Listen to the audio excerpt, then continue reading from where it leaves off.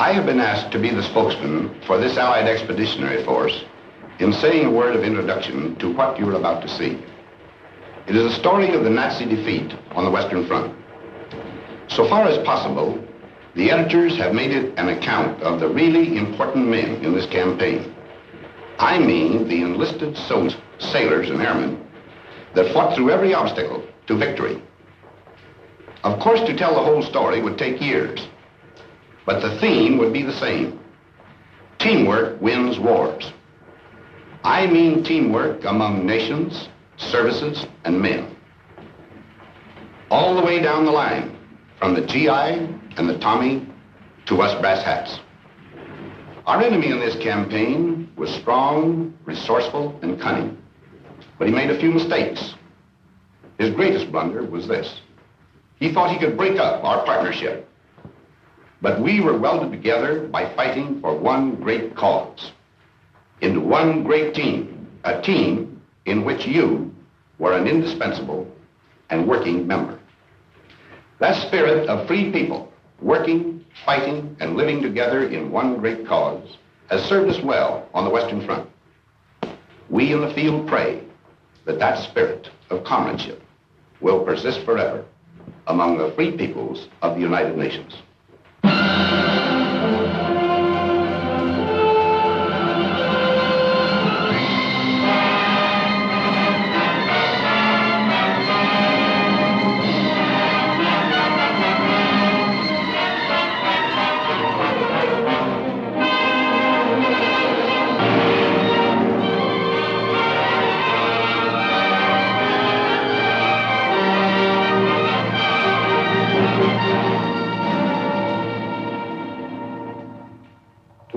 Now living in love and hope, who sense the future in the surrounding air, this testament is offered.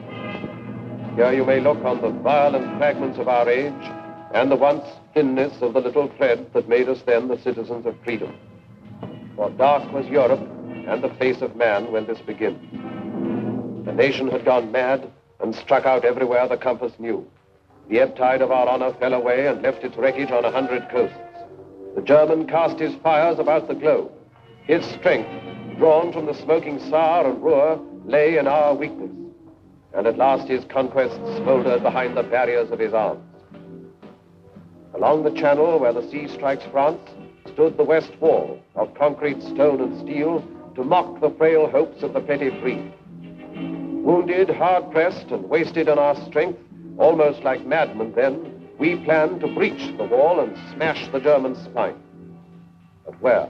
We searched the coast of Europe like fierce eagles. Between low Flushing and deep-harbored Cherbourg, our eyes sought out the place of the assault.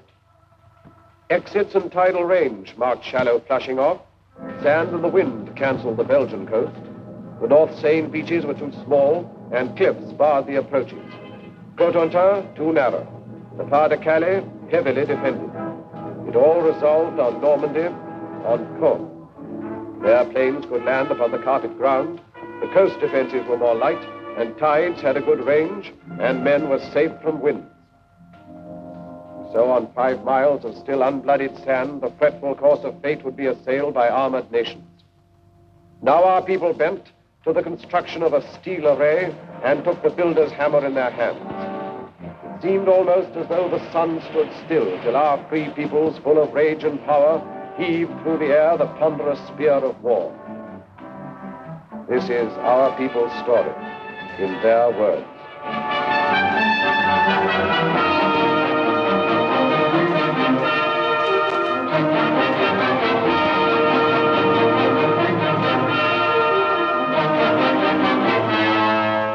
I suppose if the Battle of the North Atlantic hadn't gone right, things might have been considerably different.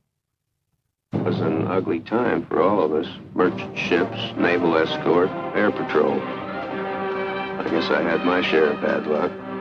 I lost 3 ships and some good friends.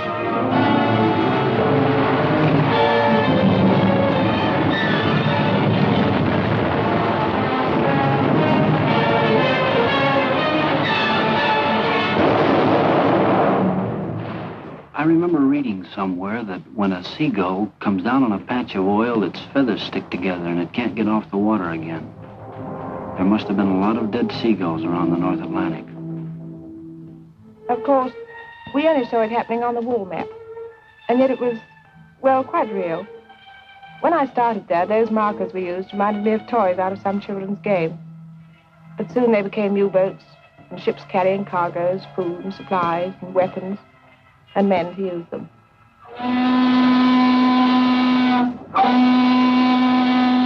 I remember coming over, the worst thing about the trip was you didn't know where you were going. Wherever it was, you'd be a stranger, and nobody likes that. That ship was loaded from stem to stern with sad sacks. Around the third day out, things got pally. Like the fella said, we're all in the same boat. The comic. Finally, we got to Liverpool. They had a band to play us in, an English Army band full of chimes. I'm Dreaming of a White Christmas, they played. To tell you the truth, it was pretty corny. But nobody said anything because, well, you know, it was a nice gesture. Funny thing, on the way over, you felt like you were the whole works. You couldn't help it. But then, all over the UK, you'd see things that made you begin to realize you were just part of a big proposition. All kinds of things.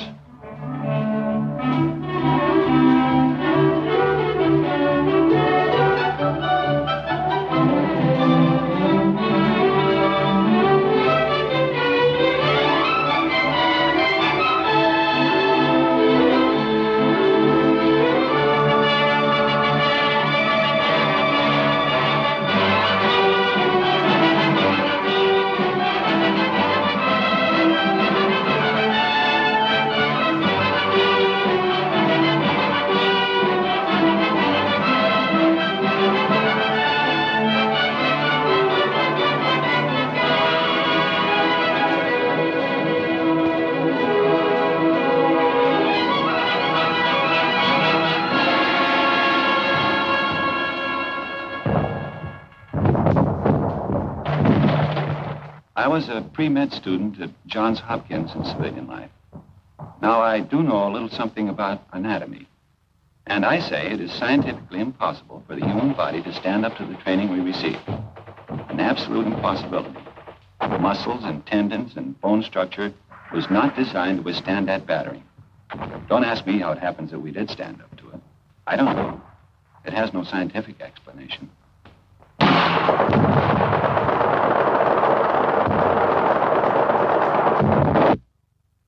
Listen to this, out of one of them army pamphlets.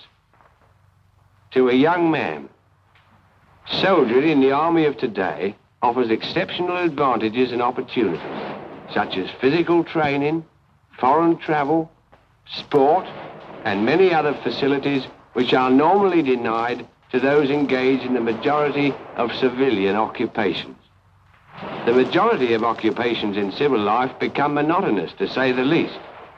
But in the army, life is so varied that there is little or no prospect of a monotonous or irksome time. So men were girded for their highest hour. While they learned the lethal arts of war, in small and secret rooms, the planners met to watch their work mature. Beyond our view, the German, proud and confident, stood calm in deep emplacements on the armored coast. The war was not yet one of men and blood. The weapons were the factories and the maps and voices speaking in the hidden night. Season by season, all our plans advanced, and those few men on whom the mass of war rested with all its weight worked ceaselessly. I used to wonder whether the millions of people doing their various jobs realized they were part of it all, paving the way for the invasion. We kept bashing away at German targets, mostly steel and oil. The Ruhr, Hamburg, Battle of Berlin. Things were getting tougher every trip. More ground defenses, more night fighters, more crews not coming back.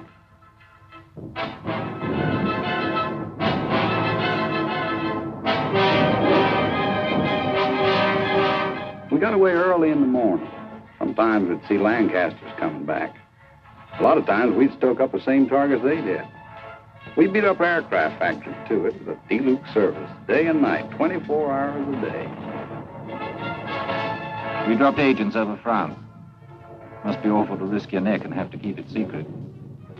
One-man submarines, torpedo boats, commandos. We used them all to bring back cups full of sand from the beaches for analysis. It had to be quick drying with a solid clay foundation. It would have to support 30-ton tanks. I must have photographed nearly every field in France. Real job, of course, was the Caen area, but I didn't know that, nor did Jerry. We dropped stuff to the Maquis, arms, ammunition, sabotage materials, and so on. Then went over ourselves and taught them how to use it. We built it to specification, but we hadn't the least idea what kind of a gadget it was. The only name it had was Mulberry. It was vital to know all about the Seine Bay and the tides. And we trained the men to negotiate those tides and landing craft. Wearing down German sea power in preparation for the day. Special study of the weather along the Normandy coast. Miles of wire netting for the beaches. 7,200 tons of petrol per day. With an underwater pipeline to carry it to France. A white star is the emblem of liberation. Triple inoculation for all personnel. New ships pouring from the stocks. Old ships adapted. Listening to the German radio output for fresh intelligence. That was just part of the pre-invasion work. By December 43, the plan itself was set, and we took it to Tehran for final discussion. The three leaders approved the plan. Our Russian forces advancing from the east and invasion from the west. And then the date was set.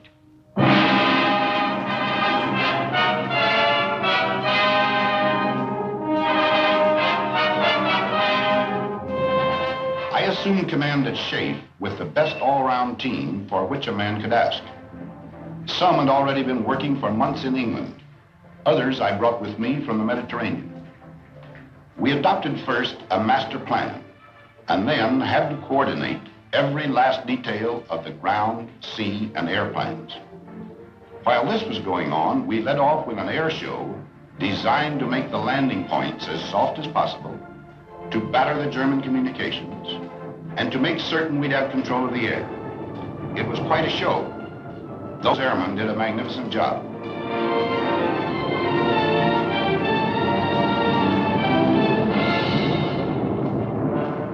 We had Polish, French, Czechs, all sorts in our outfit. They'd natter away in the mess about what they'd been up to. The only word you could ever make out was marshalling yards. Us bombardiers seemed to do nothing but look down on French bridges those days. We used to ask each other, have you cut any good bridges lately? Well, finally, there was only one whole railway bridge left over the Seine between Paris and the sea.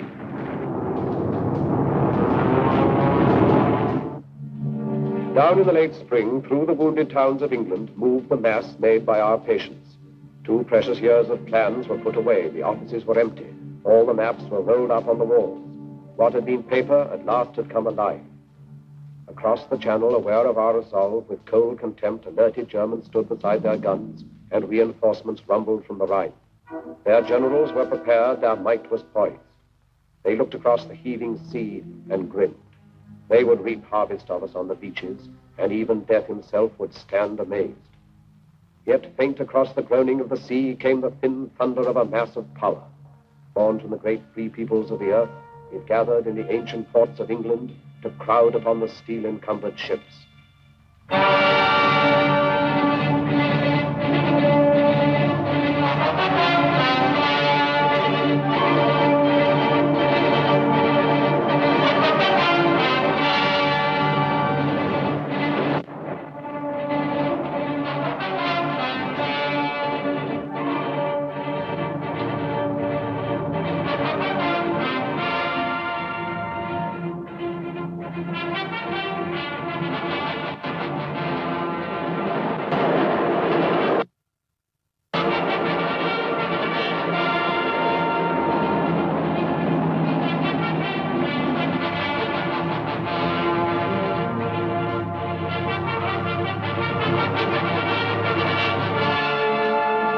It was a funny sort of feeling marching down to the ships. We'd done it plenty of times before, of course, on schemes and that kind of thing. They didn't tell us this was the big show. Might have been just another exercise. Some of the chaps cracked gags. They wasn't very comic, but we laughed. I think we all guessed. The general feeling was, okay, if this is it, let's get in there and get it over with. Waiting always got on my nerves. Even waiting for a bus, never could stand it. Well, after a bit, our ship found its place in the middle of all the rest of the stuff. And there we stayed, for days.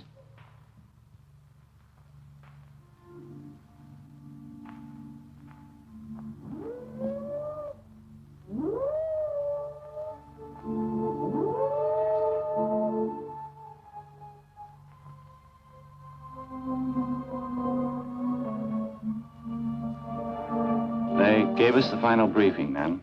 We knew what to do and how. They told us where and when. That's a briefing. I listened to every word. Wrote it down in my head like a record, and it kept playing over and over again. Piece of beach in the morning. Ever since I became a soldier, they were getting me ready for this. Before, there'd been time in front of me, protecting me. Now the time had worn away, and there were only a few hours left. In the morning, I'd have to face it. I tried to imagine how much fear I would have. You know, if it would keep me from doing my job. I suppose everybody else was wondering the same thing.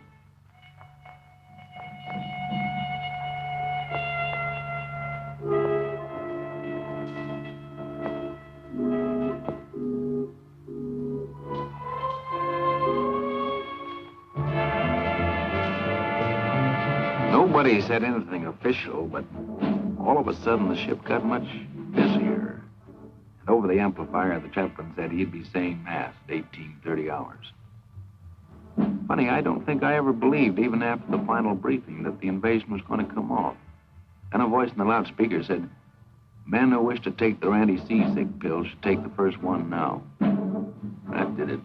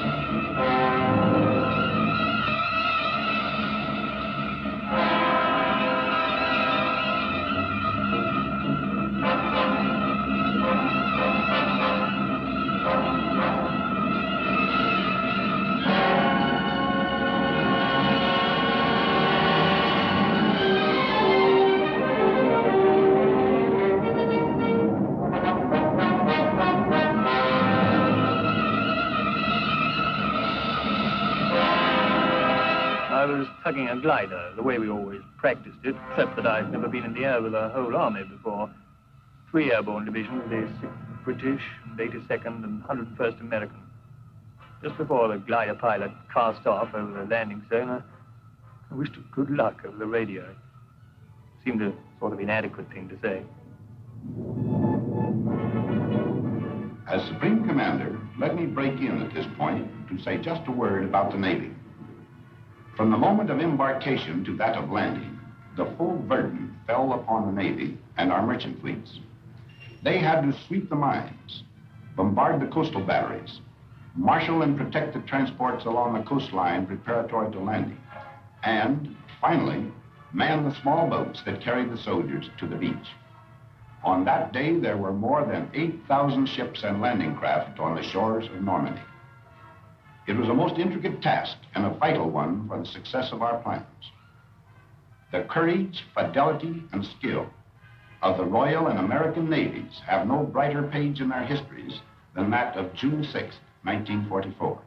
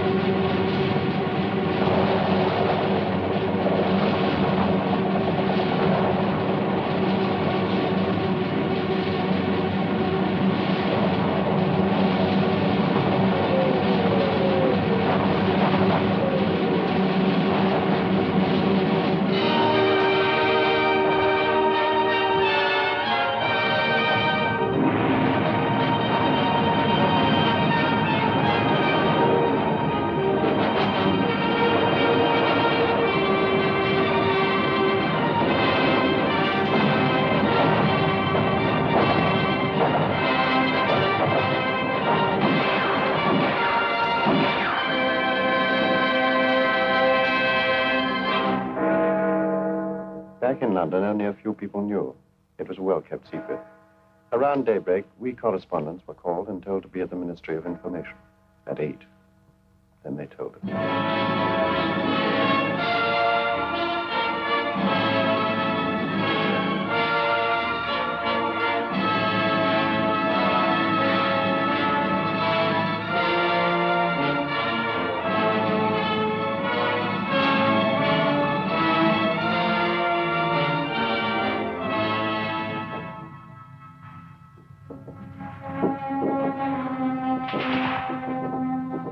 They called our beach Omaha.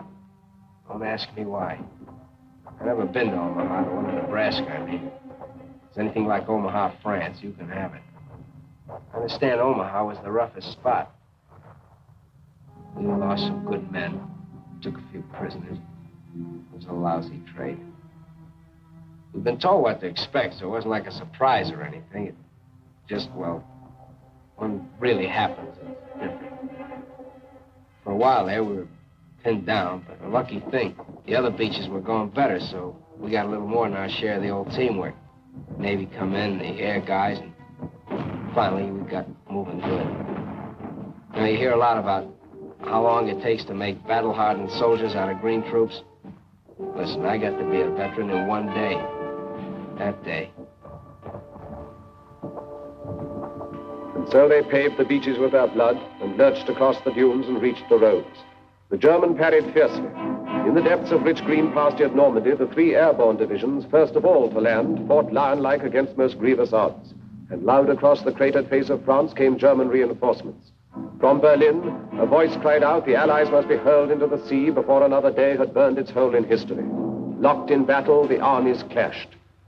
Our first objective, then, was to merge all the beachheads into one, and 50 miles of men drive on together beyond the red sands through the broken wall.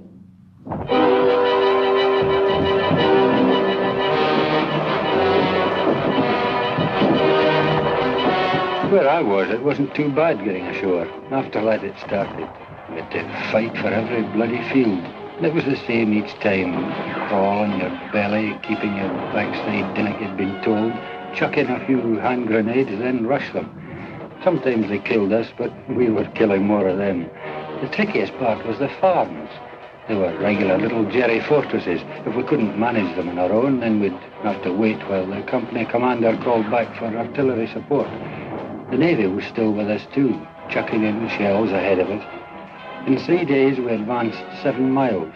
Then we were told to stand fast and dig in. Next morning we heard the news. We got it from the BBC. It sounded great. We'd joined up all along the bridgehead. There was a solid line, 45 miles of it. We'd got a foothold. We were in.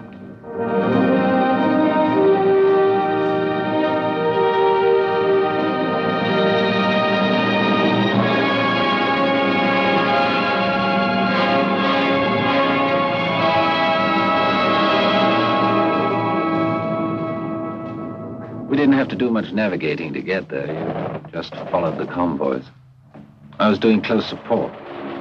We waited around, and then the ground troops would whistle us out and told us about some Hun target they wanted removed, and then in we go. We were like taxis on a cab ring.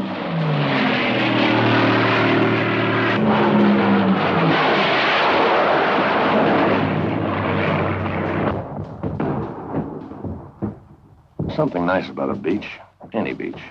You think of a beach, and chances are you'll remember something nice. Like a party or a picnic. Pals from the old days. Girls in bathing suits. But the one I worked, Utah, looked more like a freight yard once we got going. For quite a while, we brought most supplies right over the open beach. Like we'd practiced it, and like we'd made up as we went along.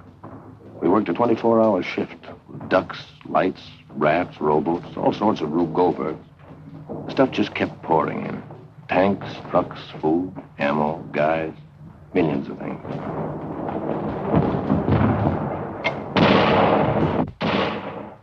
We didn't think we'd spend 15 days in the same field outside Caen, with the wood behind us and the Germans in another wood half a mile in front of us, and a little empty valley in between.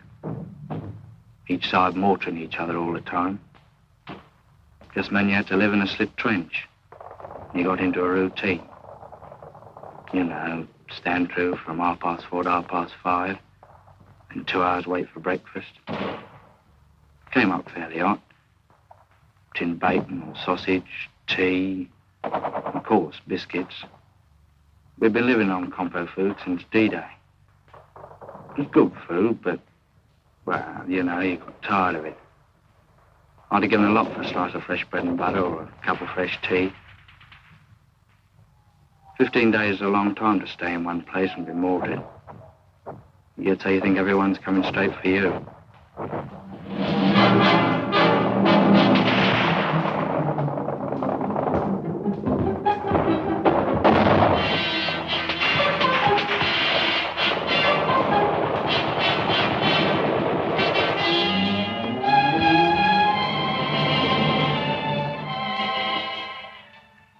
I can remember every case we ever had, especially the first one. The ambulance brought him in late one afternoon. I came over to where he was lying, and he looked up and grinned. I asked him how he felt. He said something about the German with a machine pistol using him for a dartboard. He was quiet and patient and a little bewildered. He'd never been hurt before. He asked how the fighting was going, and he passed out. The doctor came over and looked at his wounds and swore. Said he had no business to be alive. We put him on the operating table and did what we could. The doctor kept swearing all the time he was operating. We couldn't stop the bleeding. I remember the radio news that night. They said the casualties had been surprisingly light.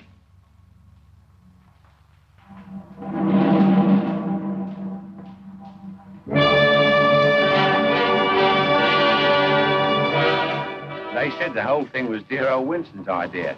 A collapsible prefabricated harbour with everything on it except a nappy. Well, I wouldn't put it past him. It's the sort of idea he would have. It worked in the end. Mulberry, they called it. Well, I felt pretty good about it because I'd watched it grow right from the sinking of the first ships for the out of breakwater. And further along to the west, the Yanks had brought one over too. Then on D+13, I think it was, an onshore wind started up. Not much at first, but it got worse. Unloading onto the open beaches got very tricky. We heard that over on the Yank section, the other harbour had been put right out of action. And when the wind dropped, old Mulberry looked pretty sick. And up to that time, it was the only bleeding harbour we had. At the green tip of Normandy, the town of Cherbourg lay, a harbour for supplies. Our need for ports was vital as our breath. The German knew our lack and swiftly drew his forces into tight defensive groups so to contest the issue. All our plans turned upon Cherbourg. All our strategy waited upon its empty docks and piers. So the Americans, sent all across Normandy to the coast, swung toward the north, impatient for the port. Through hedge and field, they carved their heavy way.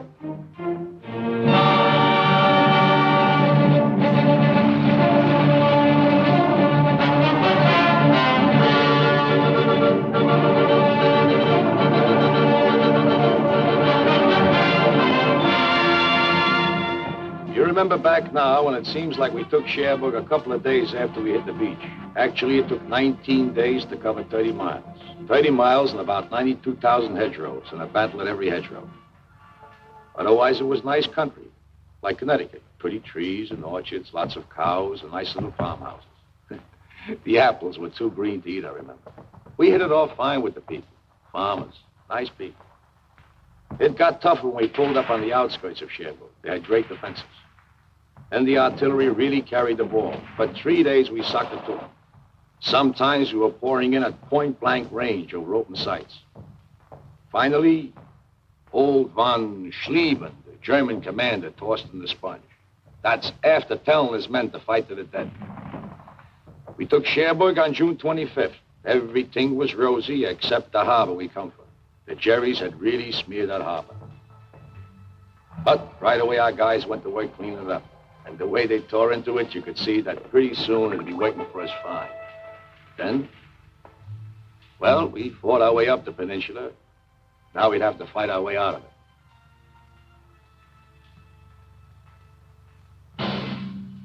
And everywhere inside France, we men of the Maquis were fighting too.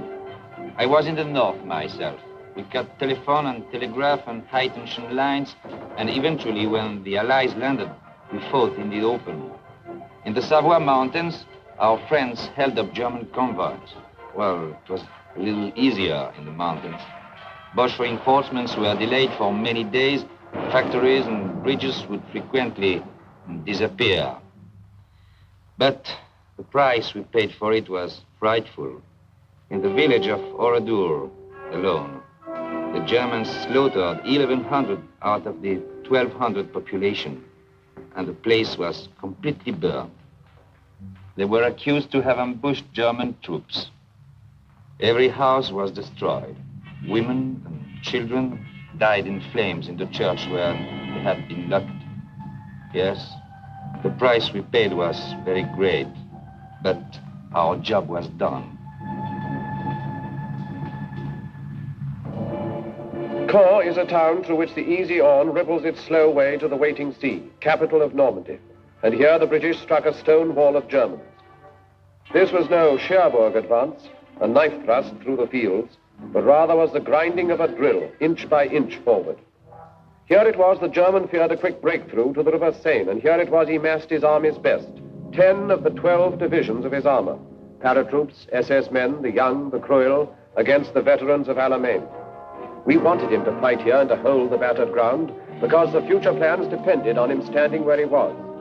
At Caen, the dust was diamonds. Every foot of ground was priceless, for by mid-most summer, Caen was to be the pivot of the war.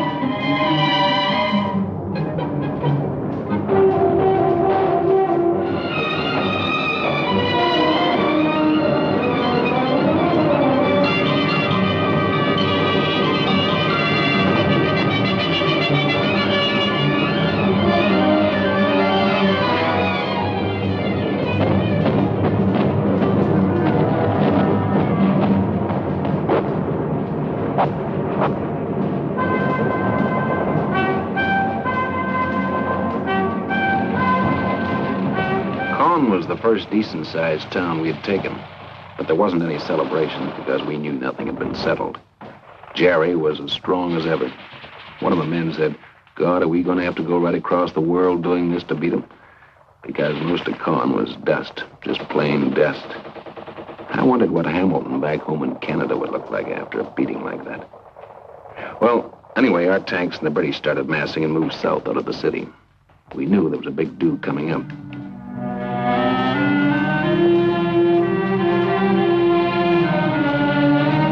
The show for us began south of Caen, where the Poles joined up with us. When we began moving forward, I heard a lot of the lads say Rommel's on the run. But I'd been at Alamein, I knew he wasn't on the run. And they was right. There was nothing lovely about the battle south of Caen. No pincer movements, no outflanking, no nothing like that. Just an hard, bitter, bloody slugging match. We had to stay there and give as good as we got, even if we couldn't give better.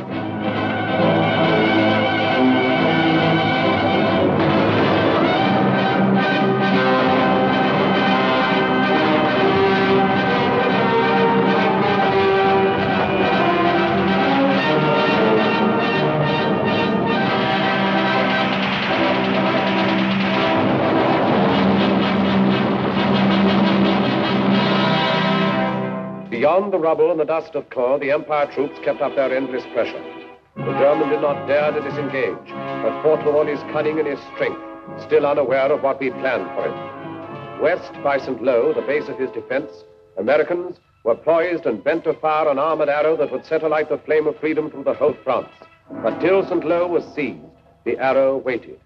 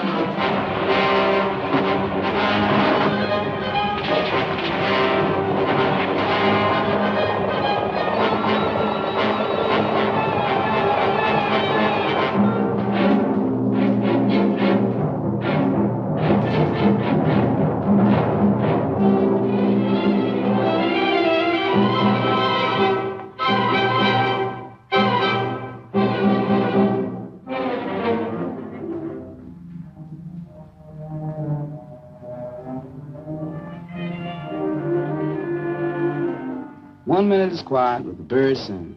The next minute, the column of Sherman tanks coming around the corner going wide open. My buddy says, where those tanks come from? So I asked the tanker. He yells down there, the Third Army taking off. Been waiting for 3 weeks. Prepared somebody let the rabbit out of the hat. Man, what a rabbit. With pearl-handled revolvers. When I think back to the breakthrough, I don't seem to be able to remember anything but the French people. People beside the road, kids we couldn't stop to give candy to, FFI boys bringing in the krauts from the fields, and farm workers waving as we went by. It was easier to look them in the face and smile and wave back at them when you hadn't had to smash their homes to pieces first. The morning we got into Rennes, boy, that really was liberation.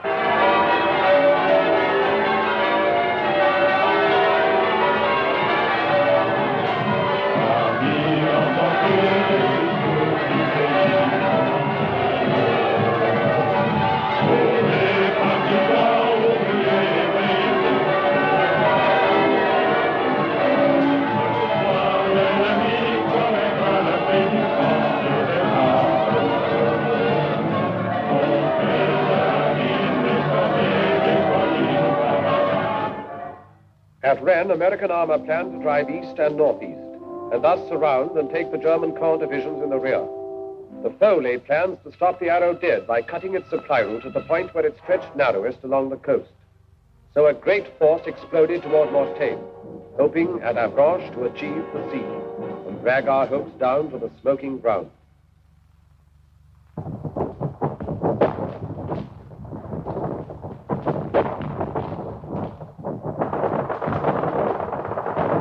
There's a lot of places I'd rather talk about than Mortagne. That's where I got hit. We've been going great up to there. Some of the guys had even been singing, harmonizing. And then that first German artillery caught us. Pretty accurate, too. An hour later, I was short 18 men. Well, we holed in and we hit back with everything we had. They weren't just trying to stop us, see? They wanted to come right through. And then me. I get a belt in the face, left side, and I keel. The last thing I remember is looking up and seeing those RAF Typhoons. When I heard them screaming up ahead, I thought, geez, I'm glad they're on our side.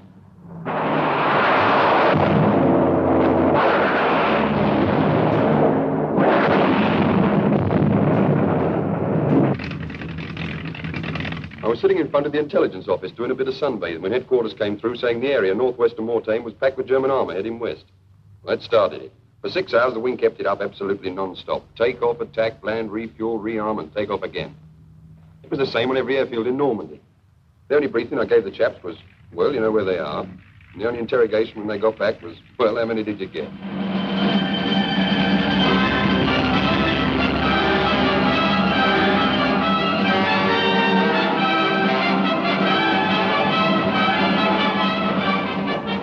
Three days it lasted. Every kind of soldier was in there and every weapon. For me, it was just eating and smoking and loading at 105. No sleeping. Then things quieted down and the word came back. We stopped them cold. Everybody felt like celebrating, but that was a tough order out there. I tried drinking a whole bottle of cough medicine. It worked fine. I got stiffer in the plank. The counterattack, which took us by surprise, still did not hinder our deceptive plans, for down from Caen, the foe had drawn a force and left his north flank weakened. Now the stage was set. Toward Calais swept the Empire troops together with the Poles. The German heard behind his back American armor churn toward Argenton. Outgeneraled and outfought, he found himself within a closing trap.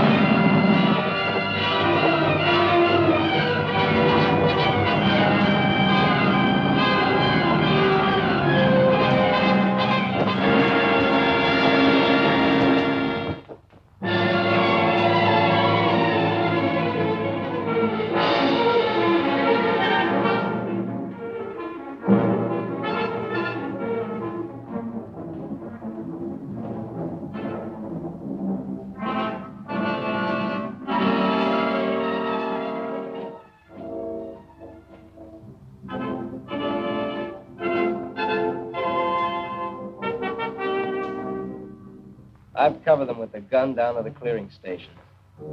Thousands of them, and all kinds. The tough ones with the smile froze stiff on their faces by shell fire. And the plain Joes that had too much were ready to tell you that. And their poker-faced officers that never lost the poker-faced look. The SS, the parachute troops, the old soldiers off the Russian front, I've seen them all. The Hitler youth babies looking like they walked out of Lincoln High. Expert killers. Smart Alec with their talk of rights under the Geneva Convention and asking, when do we go to America? And the other guy who crawled out of a hole with his hands up, all through and talking too much, ready to swear he hated Hitler all the time. The kids that knew how a machine gun worked and nothing else.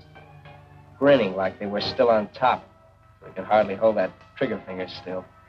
And middle-aged guys wanting to tell you about the wife and kids. You'd let them. And they were through killing when I saw them. And through getting killed, too. Some of them thought they were lucky, and others didn't. Detachment on the Place de la Concorde and began the battle for the city. After that, it seemed the French flag was hanging from every window. All the flags were made of curtains, old dresses, rags, everything, it didn't matter. 4 days later, we heard shouting coming from the Hotel de Ville. We started running. Me, my husband, everyone in our house. As we ran, people were screaming. The French army had arrived. When we got to the Place de l'Hotel de Ville, we saw it was true. I kissed my husband because he was crying. Oh, it's funny, eh? We began to realize how unhappy we had been for 4 years and how lucky we were to be alive on this August evening.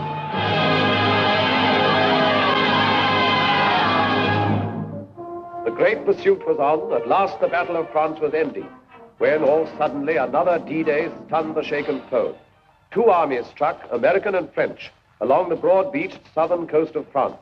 Then north, the 2 new armies rolled like waves to join the forces moving on the Reich. Beyond the Seine, where from 100 sites the Germans launched their flying bombs and brought death and destruction on the English towns, our valiant armies went about the task long since assigned them. Toward the Reich frontiers, Americans advanced. Against the ports hugging the Channel, garrisoned in force by desperate foes, Canadians were sent. And in a thunderous sweep, the British armor surged toward a waiting Brussels.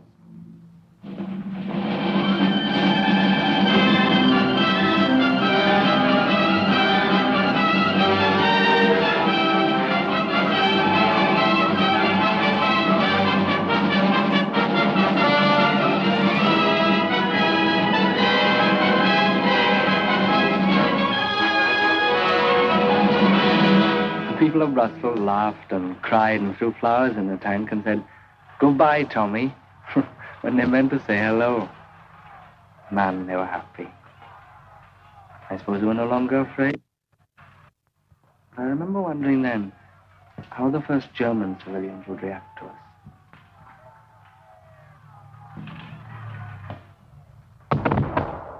I remember one day we were coming across a big flat field. Didn't look like nothing special. I hopped a barbed wire fence, and a guy says to me, "Guess what?" So I says, "What?" So he says, "You're in Germany. There's a sign over there says." Then like a dope, I thought, well, it won't be long now. I won a quid over the fall of Paris and Tim Bob on Brussels.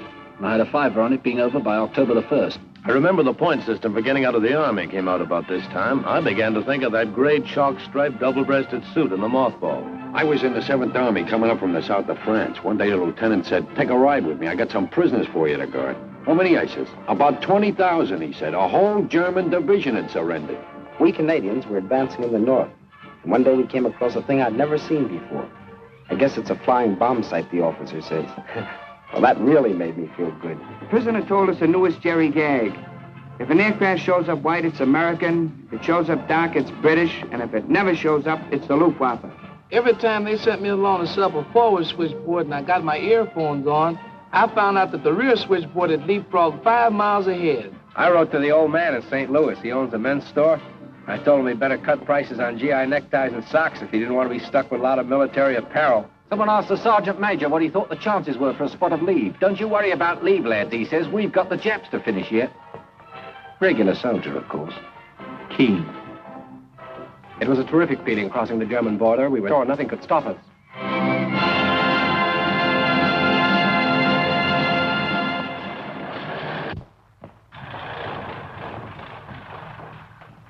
Then it happened.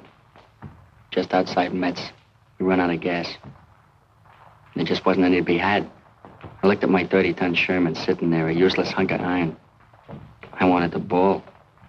I don't know how far we could have gone on, who knows. But it just stopped and sit there in the road. I knew then we were in for a rough time. When we took Aachen, the rations were short and mostly K rations at that. But we ate. Then we started to run low on ammo. Well, that was serious. You can't kill a man with K rations. At least I never heard of such an instance. From Antwerp to the Belfort Gap, our drives came to a stop. We could not then proceed until we had a port through which supplies could reach our armies. Crouched beside the quays, the German suicide garrisons held the port so sorely needed. When the German port strategy became apparent, we had to move swiftly to counteract his plan. We captured Cherbourg in a mighty rush, but he hung on to other harbors, and when he couldn't do that, he destroyed them. That was the story of Brest, where American ground, air, and naval forces fought such a long, bitter battle. In Brittany, where we were joined by French resistance forces. At the Channel ports of Calais, won by the Canadians. Le Havre, captured by the British. Dieppe and Boulogne, Canadians. And Dunkirk, besieged by the Czechs. It takes a lot of freight per day, per man, to keep an army fighting in the field. The fellows I charged with getting it to the front had a tough nut to crack. We just didn't have enough working ports, that's all. Supplies suffered. Our offensive was slowed, and the German was gaining time to consolidate a new defense line. When our supplies petered out, we'd just reached the Siegfried line. That's as far as we got. We went through the first part easy, Dragon's Teeth and stuff like that. Then we hit the pillboxes, forts, obstacles, hidden positions. It was like going into one of those joints in Coney Island where you get lost. But instead of mirrors, they had guns. With supplies, maybe we could have cracked it then. Maybe not. I don't know. Frontal assault upon the Siegfried line was for the moment fatal. There, encased in trench and pillbox, lurked the German power. A hydra 100-headed, still unslain. And all the cunning of 1,000 years of war had gone to mold its walls of steel. Yet every line must somewhere have an end. In southeast Holland, nothing lay between the British Army and the German plain except 2 rivers and a town. And so we made our plans. To send an airborne army down to seize Eindhoven and the bridges at Nijmegen and Arnhem. Then to hold them for the force that would sweep up like thunder from the south. Thus, where no line existed, would the Rhine at last be crossed in force. I was to jump last at Arnhem, so I sat right forward by the window. I could see nothing but blue skies and Dakotas with the fighters up topside like midgets. One of the boys was reading a newspaper. He showed me a funny piece in it. I couldn't laugh. The coast of Holland came along before I was ready for it. Someone yelled, "Running up now." We got to action stations. I remember thinking, what a bloody bit of bad luck to be bumped off now when the war's nearly over.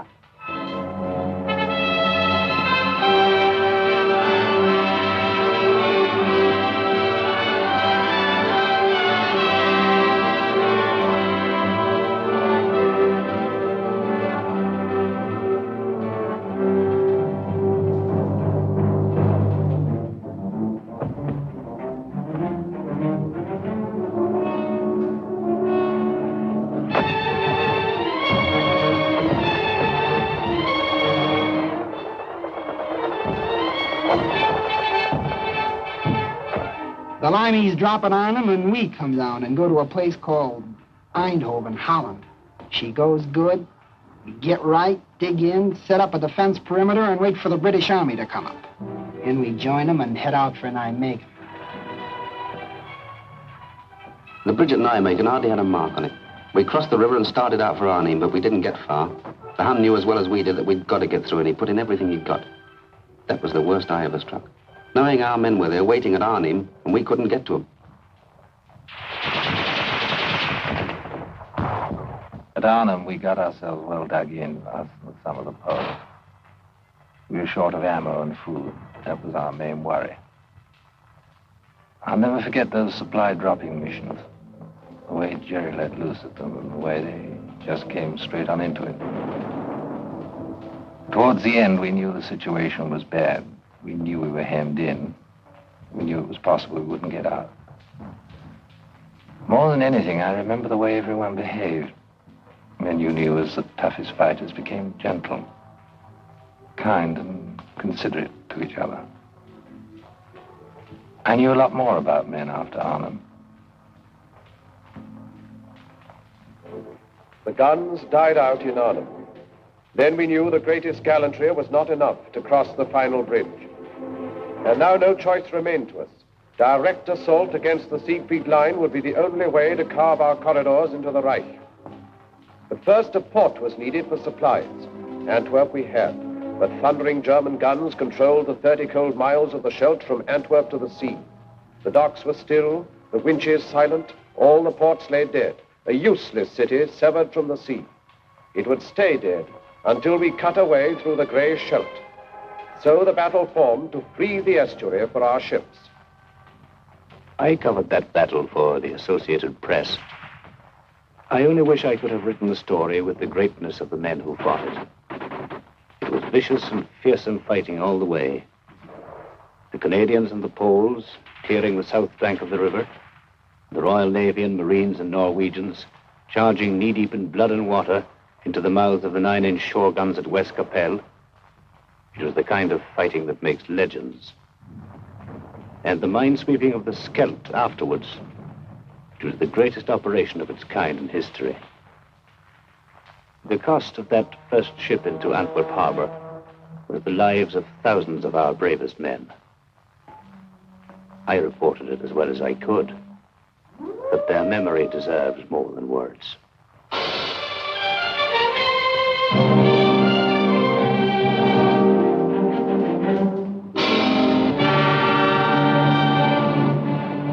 I was hauling on the first convoy to Antwerp. When I got to the front, I saw more empty supply dumps than I liked to see. The boys wanted to know where the stuff was. You can't fight without stuff. Anybody knows that.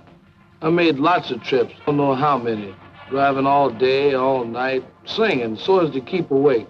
Songs like, Milkman, Keep Those Bottles Quiet.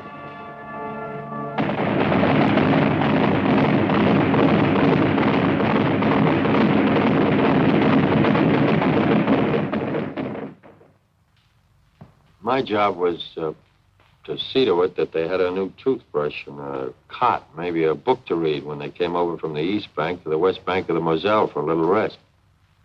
We brought them over one company at a time because that was all the regiment could spare from the line at any one time. Somebody had tapped them on the shoulder and said, "All right, boy, you're going back across the river for 24 hours rest." And here they were, where they could rest. They just couldn't believe it. Here they were for just 24 hours without war. Everything was down to essentials, counted out like dollar bills through a teller's window.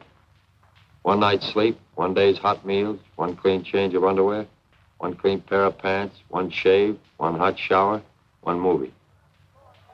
I used to wonder what was the best of that day. Was it the chance for them to write home, a hot shower, or that long-legged girl on the screen? Whatever it was, all of it was over by morning. They were going back with their one clean suit of underwear, the hot shower, the clean shave, and the good night's sleep. Back across the Moselle to their holes in the ground and the shells.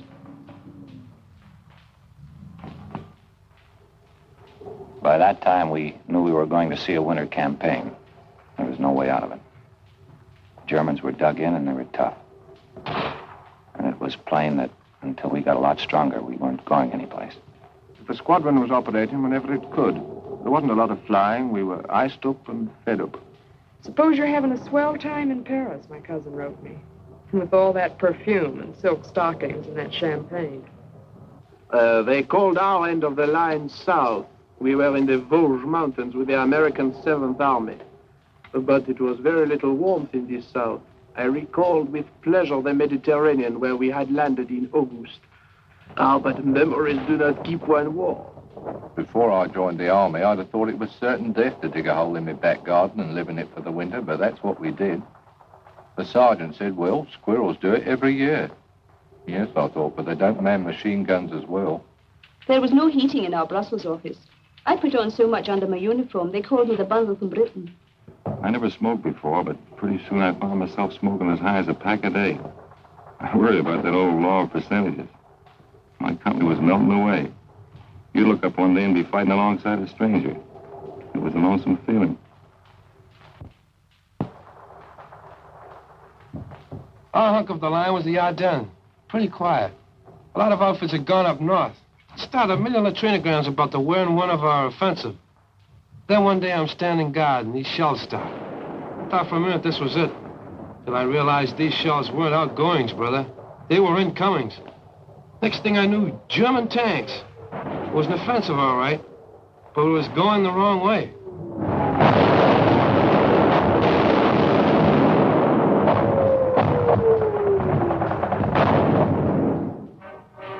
The offensive we were mounting to the north was suddenly forestalled and set aside, as through the rugged, thinly held Ardennes, von Rundstedt struck. He cut a fiery path through the American lines and sent his tanks desperately driving toward the River Meuse. A night of fog and pale December frost saw the beginning. None foresaw the end. He aimed for Antwerp's harbor through Liège, and all our plans held fire while we bent our strength to curb the Germans in the Bulge.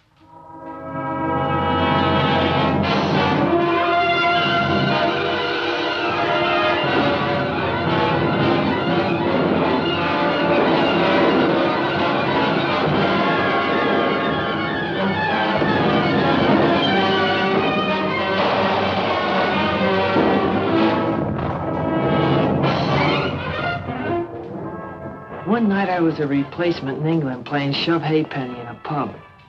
The next day they shoved me in an aeroplane, and that night I was fighting Germans and being kicked around. I don't know about the other outfits, but mine was being cut to ribbons. They were dropping all around me. The thing that still sticks in my head is the medics.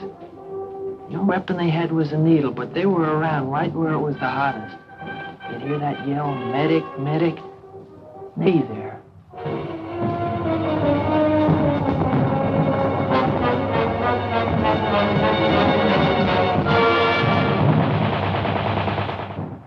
Our whole division got a presidential citation for what happened up at Bastogne. Even me, just a cook. I'll never forget that old lieutenant running into the field kitchen and hollering at me if I had any idea how to operate a bazooka. I said no, and he said, well, you're going to learn now, son. I did, and I'll be doggone if in the first shot out the barrel I didn't get me a Jerry tank. Got interviewed later by Stars and Stripes. They said it was a crackerjack story. I tell it at the drop of a hat. We've been up north where things were a bit static, so we were quite glad to be moved down to the top side of this bulge. Coming down through Belgium, we noticed how scared some of the civilians looked. Natural, I suppose. We were held in reserve for a week, and then they sent us into action. On account of the fog, we couldn't get any air coordination. You sure miss it bad when you've gotten used to it all the way since D-Day. And then on December 24th, like a Christmas present, that sun come up, and after a while we was giving him the old 1-2 again.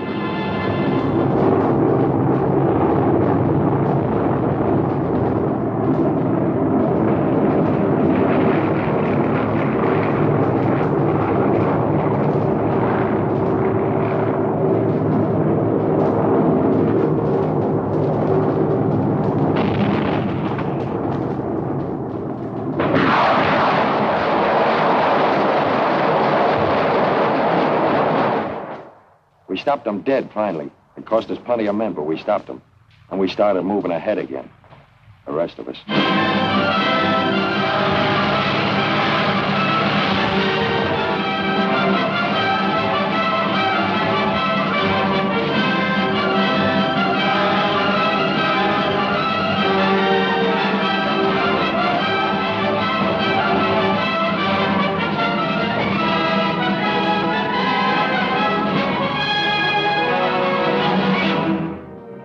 Rundstedt reeled back on a recoiling spring. His great attempt was over, and his armies that had devoured such a wealth of blood sagged sodden towards the Rhine. At Yalta then, while dire explosions shook the German fronts, the three great architects of freedom met to fix the final blow and plot the peace. And even as they met, we moved to act upon our strategy. We wished the foe to stand and fight upon the western bank of the Grey Rhine, for there we could destroy him, outside his fortress, open, unprotected by any bridgeless river. Down we cast the gauntlet, challenging him, stand and fight.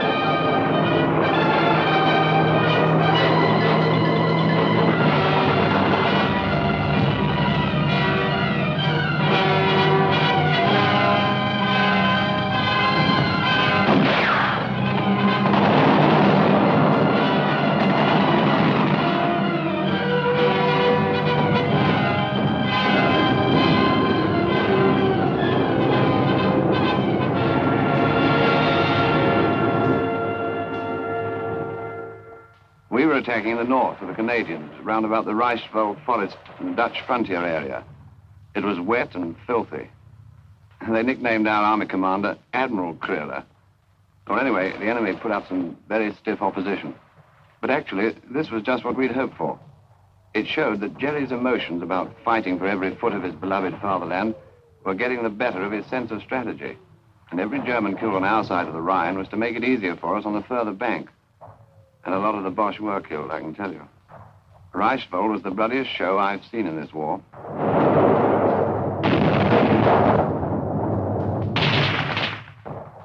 It was one of a push. The captain told me 8 divisions. He usually knows. He follows things like that. I was with the outfit that took Mönchengladbach, I think you say it. There weren't many civilians in the streets, and even the ones that were there we weren't supposed to talk to unless we had to. There was a $65 rap for fraternization. I wonder how they happened to figure out that number. I mean, why 65? We could see the Cologne Cathedral a long time before we got there. That tower was our objective. It was on the Rhine River. We went fast, and by the time we got into town, there wasn't too much fight left in it. Cologne was mangled, all right, but there were still a few buildings standing. I was sorry. I thought of those French cities, flattened. Anyway, we got our objective. Now we had to cross that river. I thought they must be very short of men when they put us sailors into battle dress, lugged the assault boats on the trucks and sent us across Belgium by road. We talk about silent service. I'd never been sick at sea, but I was sick as a dog on the road. When we reached our destination, I was feeling lousy, longing for a breath of sea air, and found the whole bloody landscape under a stinking smoke screen. Like London it was. The next day we got up to the Rhine. It was good to get a glimpse of the water again.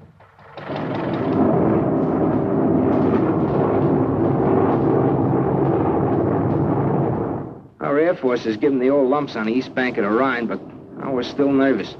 The Germans had blown the bridges, and we knew the crossing would be amphib.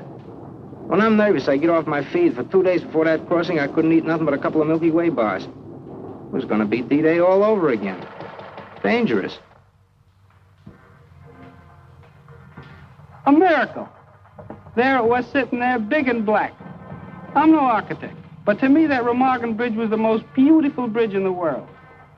In the Army, when things go as per plan, that's wonderful. But when they go better than planned, then you figure the chaplain's working overtime. It was a break getting that bridge, and we cashed in on it. And the first guys over the river were over in style. The watch on the Rhine was finished, washed up. or to coin a phrase, kaput.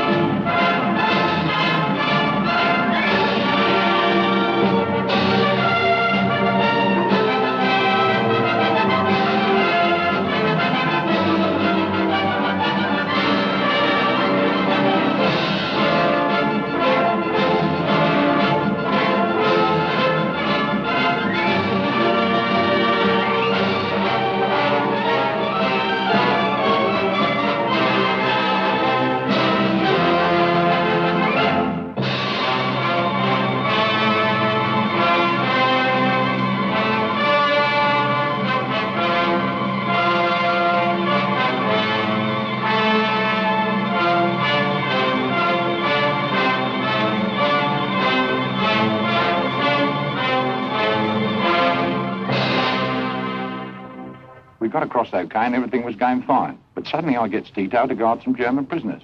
I'll never forget their faces when them airborne blokes started to come over. They just stood there looking up at them. And then after about half an hour of it, one of them looks at me, looks up at the sky, and says, propaganda.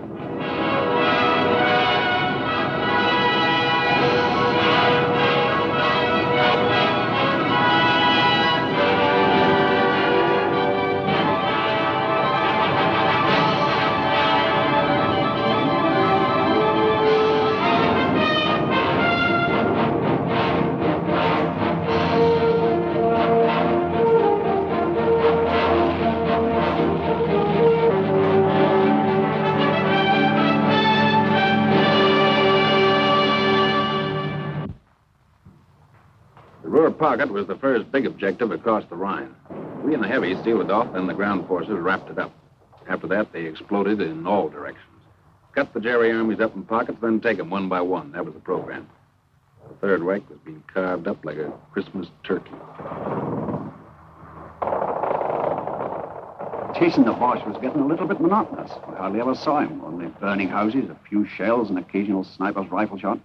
It was a silly kind of defiance, I thought. Then one day the routine was broken. We came across a prisoner of war camp, other ranks, Yanks mostly. They went mad when they saw us, screeched Red Indian war cry, pummeled one another, and asked what the news was. Seemed ashamed to tell them when they were so happy.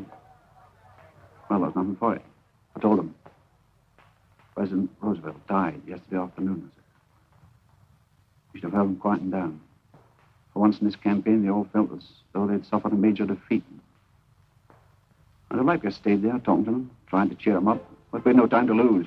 Jerry only had a few hundred square miles of earth left to scorch. Our job was either to hurry him up or scorch it for him. We were in the home stretch, cutting deeper all the time, when we ran into these displaced persons, slave workers. They were sick and hungry from all over Europe. The roads were jammed with them, but they kept out of the way and didn't give us any trouble. Like a fellow said, there's a lot more than town's going to have to be reconstructed. I wondered what was up when all RAMC personnel in our lot down to stretcher bearers were urgently called for. I soon found out we'd taken the Belsen concentration camp. Well, I'm not squeamish. I've seen amputations, operations, deaths long before I went to the army in 41. I was a warden. I lost count of all the arms and legs I pulled out of the wreckage down in Croydon. I got quite used to it. But this was different. Very different. I don't know any words big enough to make you understand what we all felt. All I can say, and I'm proud of this, is that I had to fall out and be quickly sick in the courtyard. As I say, I'm not squeamish, but, well, I'm human, and thank God for it. The government sent a few of us congressmen over to see those camps. And if there's anybody left who wonders if this war was worth fighting, well, I wish they could have been along. There it was, right in front of us. Fascism and what it's bound to lead to, wherever it crops up. I talked to some of the prisoners, the ones that had the strength to talk. Their offenses were the usual Nazi crimes. You know, wrong religion, or wrong race, belonging to a union, or the wrong political party. In Germany, it led to over 400 camps, like the ones I saw. It was the worst thing I ever saw in my life, and I wouldn't have missed it for anything.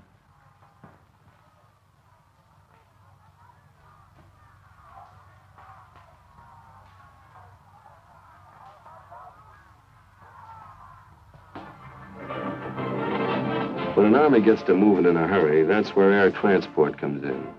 We'd been flying in the stuff along with the British Transport Command since D-Day.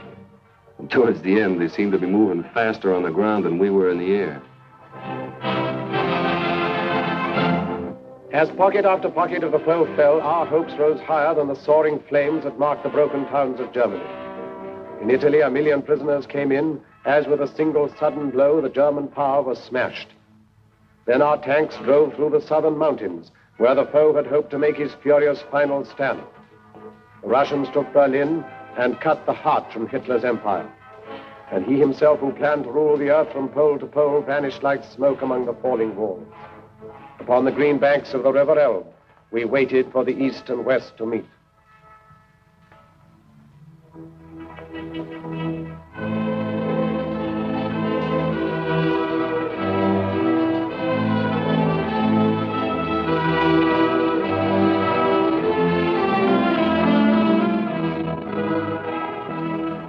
We linked up with the Ruskies at the Elbe River.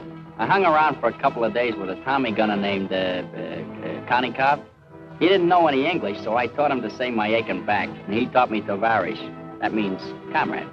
We drank toast to Lend-Lease and had a million laughs. Then old Konikov found an interpreter and gives a toast to the great American soldier. That stopped me. We did all right, but I don't like to think where we'd have been without them.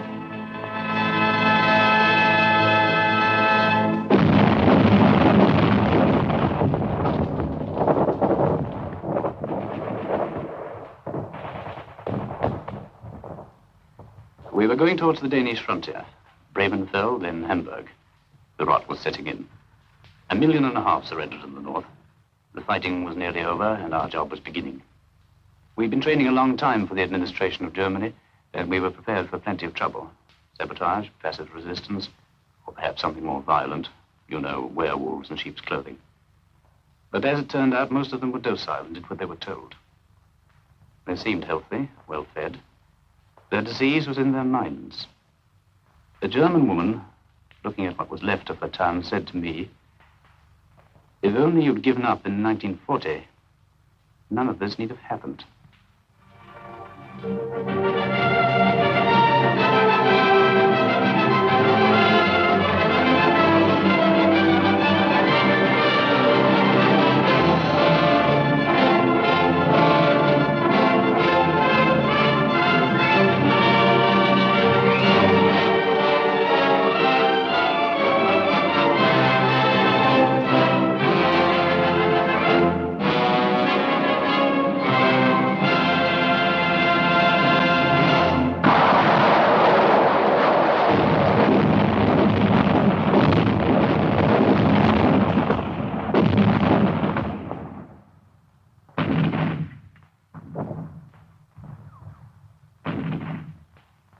At 1 minute after midnight, May the 9th, 1945, the guns stopped.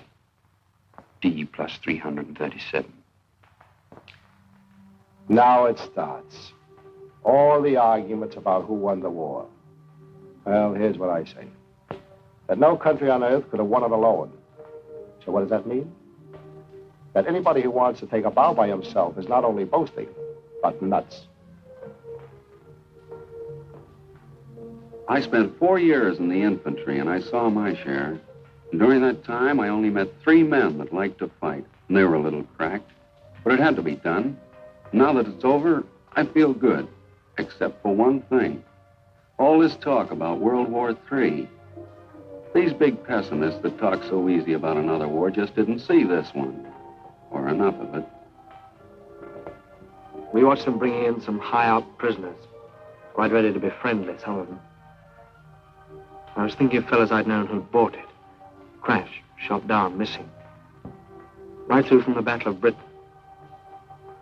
I remembered their faces, or some joke they'd played, or maybe just the way they laughed or something. There seemed to be such a lot of them, I remembered.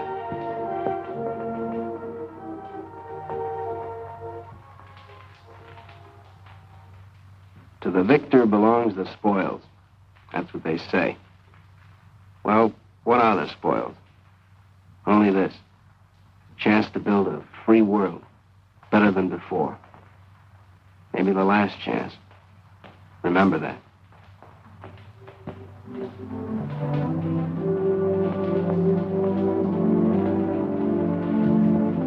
Now the time has come to put our victory to the tests of peace, in company with men of many lands to sift from ashes what the struggle taught.